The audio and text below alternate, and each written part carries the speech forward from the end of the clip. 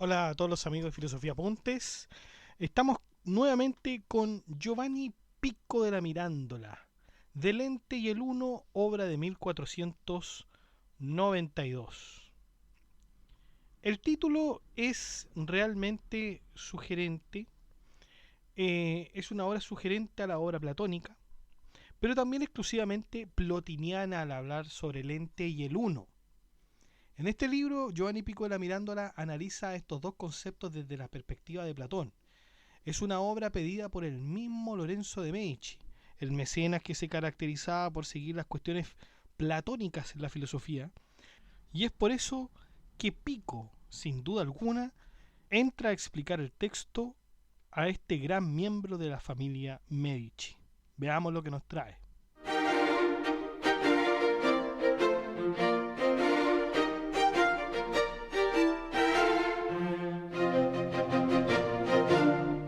Capítulo 1. Platónicos. El uno precede al ente. Los académicos dicen que el uno precede al ente, pero no en el sentido de posición, sino que en el sentido de que es más simple. Así se dice que Dios es uno, pero no es ente.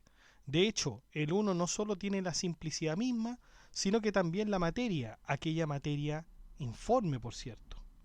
El ente se entiende como aquello que tiene una existencia a la cual no le falta ser. Capítulo 2.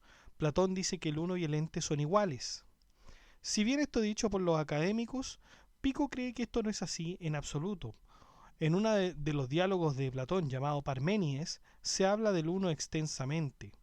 En uno de los pasajes del diálogo se dice que el uno sería aquello que es, pero también aquello que no es. Es decir, no puede ser parte, pero tampoco puede ser un todo, ya que el uno comprende absolutamente todas las cosas, el ser y el no ser. Muchachos, si quieren ver más sobre el Parménides de Platón, lo tenemos en el podcast, así que los redirigiría allá para que pudieran ver el estudio del uno. Esto se reafirma en el diálogo El Sofista, donde dice que el ser y el no ser no son contrarios, sino más bien distintos. De ser esto así, entonces los académicos han entendido que el uno no es un ente, sino que está más allá de él.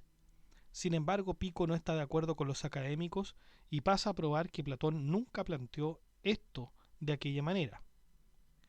Capítulo 3. El ente y el uno son iguales. En el texto de Platón sobre Parménides se entiende que el uno es un ser, es decir, es todo lo que existe. Cuando decimos uno, decimos algo, no un no algo. Aunque si decimos no algo de igual manera, nos estamos refiriendo a algo. Por lo tanto, el uno es todo aquello que es algo y todo aquello que es algo existe. En este sentido, el uno, como toma parte de toda la existencia, entonces también se le puede catalogar como ente. Si decimos que el uno tiene las mismas características que Dios, o en fin, es Dios, entonces indudablemente es un ente.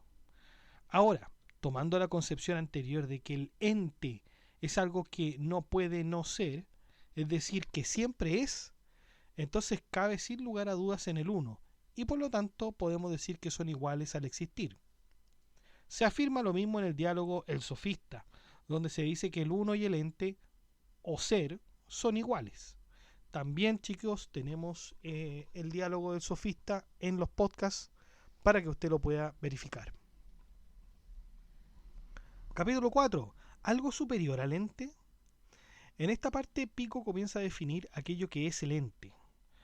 Concepto abstracto del ente es el ser. Si esto es así, entonces todas aquellas cosas que carezcan de ser no son entes. Todo aquello que carece de calor no podríamos llamarlo calor, ni calor en sí mismo, ya que ente y ser se refiere solamente a cosas que existen. Para los académicos, el uno sería superior al ente y por lo tanto sería un supraser o supraente, que lo supera en todo ámbito. Por supuesto, este supraente tendría que ser Dios. Se aprovechan además de las teorías aristotélicas diciendo que existen dos entes, los sustanciales y los accidentales. Sin embargo, si vamos a describir a Dios siguiendo las categorías de Aristóteles, entonces debemos añadir la característica de bueno, es decir, Dios es uno y bueno. Capítulo 5. Platónicos y peripatéticos. Ciertamente que la vida, la sabiduría y el conocimiento son entes, y a estos se les quita sus particularidades y definiciones. Sería, bueno, solo eso, entes. En otras palabras, Pico nos dice que las particularidades o definiciones son en realidad limitaciones a aquellos entes. Cuando estos son despojados de las limitaciones, entonces solo quedaría aquello que emana en su interior, el bien. Una vez teniendo el bien, también se podría ver a Dios en ese sentido.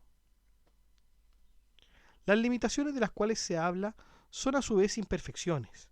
Cuando a la vida se le quita sus particularidades, se puede visualizar el uno. Como Dios es el uno y el uno es todas las cosas, entonces se colige, o más bien se entiende, que el uno y el ente son iguales. Capítulo 6. Materia prima. Platón se refiere a la materia prima justamente como un receptáculo. No se refiere a ella como un ente, sino más bien como un uno, porque es finalmente el uno el que recibe todas las cosas. Algunos dirán que la materia prima puede ser finita, pero la verdad es que el uno también abarcaría lo finito, es decir, si abarca lo infinito, de igual manera abarca, y con mayor razón, aquello que es finito. Capítulo 7. El uno y el ente como género y especie. En efecto, bien se puede pensar que el uno es género y el ente una especie, y de esta forma el uno sería superior al ente. Sin embargo, si tenemos algo que sea un hombre, el cual es un animal, también podemos tener algo que sea un no hombre, que también será un animal. Por lo tanto, como aquello no hombre sería la especie, sería ente. Pero como el uno lo abarca todo, incluso aquello que es contradicción, entonces el no hombre también es uno. Capítulo 8. Ente, uno verdadero y bueno se encuentran por debajo de Dios. Tenemos 4 elementos que lo abarcan todo en este mundo y los supuestos contrarios que tienen. Por ejemplo, el ente tiene como contrario la nada, lo uno, lo que es dividido, lo verdadero, lo falso, lo bueno, lo malo. Todo cuanto está fuera de Dios tiene causa eficiente, ejemplar y final, pero además debemos decir que es Dios la causa de estas cosas. Cada cosa es concebida bajo la razón de ente, y este ente necesita de una unidad. En efecto, como diría Platón en el Sofista, es imposible que exista. Capítulo 9. ¿Cómo se da en Dios esas 4 cosas? Todo lo que es verdadero es, y por lo tanto existe y en consecuencia es bueno. Si tomamos en cuenta que el ente es aquello que es, existe y es verdadero, entonces el ente también es bueno. Como el uno es unidad y es lo que une a los seres, entonces el uno existe, es verdadero y por lo tanto es bueno, igual que el ente. Capítulo 10. Dirección de la vida y las buenas costumbres. Es la mirada hacia Dios la que nos guiará para tener una mejor vida. Las virtudes de las cuales hablaba Platón no son más que el reflejo del bien que se debe perseguir. Todo aquello, todo lo existente, lo bueno y lo verdadero, tiene como causa eficiente a Dios, y por el contrario, todo lo inexistente, lo malo y lo falso, no tienen causa eficiente. Por lo tanto, más sabio será alejarse de aquello que no produce unidad. Ese es entonces el texto del ente y el uno. Es interesante ver cómo este texto se emparenta muchísimo con el de Santo Tomás de Aquino, donde se dice que el ser y la esencia son lo mismo. Vemos aquí que volvemos al neoplatonismo de la época de Plotino, en la cual se veía el término del uno, formalmente, que en realidad ya se había tratado en el diálogo de Parménides, y que por cierto hoy lo invito también a ver el de Plotino, porque ahí también están las Eneadas completas en el podcast. Y entonces ya nos queda claro que el uno es un ente y viceversa, por lo que se mantiene su característica abarcativa. Los dejo invitados entonces al grupo de WhatsApp para que se enteren de las últimas novedades. El grupo de WhatsApp está ahí en la descripción del video.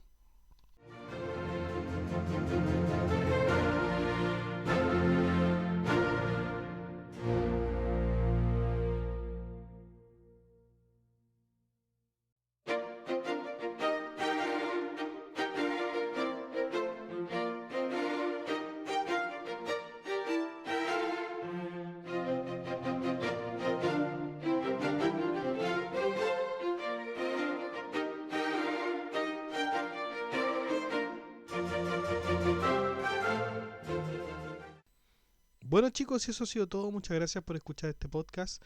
Si le ha gustado, dé like, comente, comparta, suscríbase, acceda al blog que está en la descripción del video, haga su aporte en PayPal o en Patreon. Saludamos a nuestros mecenas romanos que son Abstract Panicker, Ricardo, Jorge Ríos y Noecita, que colaboran con este proyecto de Filosofía Apuntes mensualmente. Un abrazo a todos. También saludamos a nuestro mecenas medieval, que es Gab Welter, que también colabora con una membresía un poco más alta que los mecenas romanos y que ya se ha mantenido en el tiempo apoyando este proyecto educativo. Muchas gracias, Gab Welter. Un abrazo también. Y usted puede ser colaborador en Filosofía Apuntes inscribiéndose en las membresías que aparecen en el botón unirse de cada video. Usted presiona el botón unirse, van a aparecer 4 membresías con distintos precios y usted puede elegir el que mejor le convenga. Si no le acomoda ninguno de esos precios, de todas maneras usted puede colaborar con Filosofía Apuntes haciendo clic en el botón gracias y poner la suma que a usted más le acomode. Que estén muy bien, cuídense, chao.